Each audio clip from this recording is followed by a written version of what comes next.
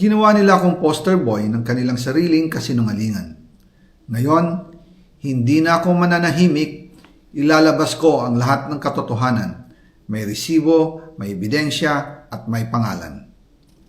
Nagsimula ito nung tumawag si Sekmina Pangandaman sa akin nung nag-umpisa ang BICAM process last year, 2024. Ang sabi niya, katatapos lang ng meeting nila ni Pangulo at may instructions na mag-insert o magpasok ng 100 billion worth of projects sa BICAM. At sinabi pa ni Sekmina, you can confirm with Yusek Adrian Bersamin dahil magkasama sila sa meeting ni Pangulong BBM noong araw na yon. Tinawagan ko po agad si Yusek Adrian Bersamin at tinanong ko kung may instruction nga ba ang Pangulo na magpasok ng 100 billion during their meeting. Ang sabi niya ay totoo nga po.